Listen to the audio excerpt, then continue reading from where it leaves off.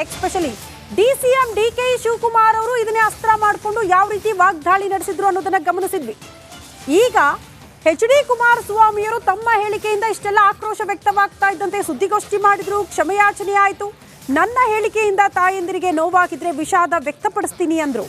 ನಾನು ತಪ್ಪು ಮಾಡಿಲ್ಲ, ಆದರೂ ಕೂಡ ವಿಷಾದ ವ್ಯಕ್ತಪಡಿಸುತ್ತೇನೆ. ವಿಷಾದ ವ್ಯಕ್ತಪಡಿಸಿದ್ದಾರೆ ಮಾಜಿ ಸಿಎಂ ಎಚ್.ಡಿ. ಕುಮಾರಸ್ವಾಮಿ. ಕಾಂಗ್ರೆಸ್ನವರು ಹೆಣ್ಣು ಮಕ್ಕಳನ್ನ ಹೆದರಿಸಿಲ್ವಾ ಅನ್ನೋದನ್ನ ಪ್ರಶ್ನೆ ಮಾಡಿದ್ದಾರೆ. ಆ ನೋವನ್ನು ತಡ್ಕೊಳ್ಳೋಕ್ಕಾಗದೇ ಇರೋ ಮಹಿಳಾ ಪದಾಧಿಕಾರಿಗಳಿಗೆ ಆ ನೋವನ್ನು ತಡ್ಕೊಳ್ಳೋಕ್ಕಾಗದೇ ಇರೋ ಅಂತ ನನ್ನ ಹೇಳಿಕೆ, ಪಾಪ ಅವ್ರ ದುಃಖಕ್ಕೆ ಒಳಗಾಗಿರ್ತಕ್ಕಂಥದ್ದೇನಿದೆ, ನಾನು ಈಗಲೂ ಆ ರೀತಿ ಯಾರಿಗಾದ್ರೂ ದುಃಖಕ್ಕೆ ಒಳಗಾಗ್ತಕ್ಕಂಥ ಸನ್ನಿವೇಶ ತಂದಿದ್ದೀನಿ ಅನ್ನೋದು ನಿಮ್ಮಲ್ಲಿದ್ದರೆ ನಾನು ಈಗಲೂ ವಿಷಾದ ವ್ಯಕ್ತಪಡಿಸ್ತೀನಿ. ನಾನು ವಿಧಾನಸಭೆಯಲ್ಲೇ ಹೇಳಿದ್ದೇನೆ, ನಾನು ಕೆಲವು ದಾರಿ ತಪ್ಪಿದ್ದೇನೆ.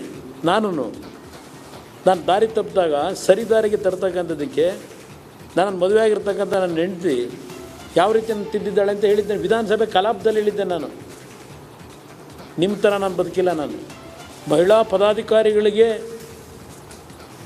ಶಿವಕುಮಾರ್ ನಿಮ್ಮ ಇಲ್ಲಿಯ ಉಸ್ತುವಾರಿ ಇದ್ದಾರಲ್ಲಪ್ಪ, ನಿಮ್ಮ ನೋಡ್ಕೊಳ್ಳೋಕ್ಕೆ ಇಟ್ಕೊಂಡವರಲ್ಲ, ಆ ಮನುಷ್ಯ ಏನು ಹೇಳಿಕೆ ಕೊಟ್ಟರು ಒಂದು 10 ದಿವಸದಿಂದ? ಹೇಮಮಾಲಿನಿ ಅವರು ಈ ರಾಜ್ಯದ ದೇಶದಲ್ಲಿ ಒಬ್ಬ ಪ್ರತಿಭಾನ್ವಿತ ಕಲಾವಿದೆ. ಆ ಹೆಣ್ಮಗಳ ಮೇಲೆ ಏನು ಹೇಳಿಕೆ ಕೊಟ್ಟರು? ನೀವೆಲ್ಲ ಪತ್ರಿಕೆಯಲ್ಲಿ ಬರೆದಿದ್ದೀರಿ ಈಗಾಗಲೇ. ಅದ್ರ ಬಗ್ಗೆ ಕನ್ನಡ ಪದ ಹೇಳೋಕ್ಕಾಗಲ್ಲ, ಏಕೆಂದರೆ ಕನ್ನಡ ಪದದಲ್ಲಿ ನೀವು ಬರೆದಿರ್ತಕ್ಕಂಥದ್ದು ಓದಲಿಕ್ಕಾಗಲ್ಲ. ಅದು ಶಿವಕುಮಾರ್ ನಿಮ್ಮ ಇಲ್ಲಿಯ ಉಸ್ತುವಾರಿ ಇದಾರಲ್ಲ, ಈ 5 ಗ್ಯಾರಂಟಿ ಕೊಡೋದಕ್ಕೆ ಯಾರ್ಯಾರು ಜೋಬನ್ನ ಪಿಕ್ ಪ್ಯಾಕೆಟ್ ಮಾಡಿದ್ರು ಅಂತೇಳಿ, ಇದು ಪಿಕ್ ಪ್ಯಾಕೆಟ್ಗೆ ಗ್ಯಾರಂಟಿ. 5 ಗ್ಯಾರಂಟಿ ಏನಿದೆ, ಪಿಕ್ ಪ್ಯಾಕೆಟ್ ಗ್ಯಾರಂಟಿ ಇದು. Today, because the government announced the 5 guarantee schemes during the last elections, our mothers in villages have gone a little astray. They have to think what happens to their lives. You should think what happens to your family.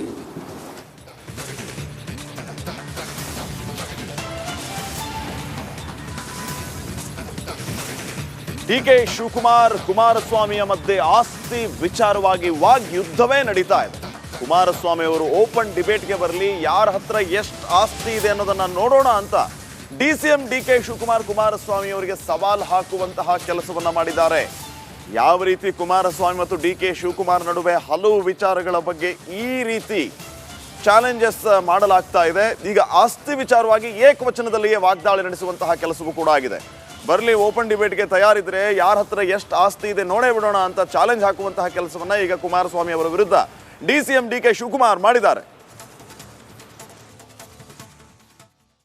Mister ಕುಮಾರಸ್ವಾಮಿಗೆ ಹೇಳ್ತಾ ಇದ್ದೀನಿ, you will not win the parliament election. ಎದುರುಕೊಂಡು ನಿನ್ನ ಕ್ಷೇತ್ರ ಬಿಟ್ಬಿಟ್ಟು ಪಕ್ಕದ ತಾಲೂಕು, ಪಕ್ಕದ ಜಿಲ್ಲೆಗೆ ಹೋಗಿದ್ಯಾ, you have right to go.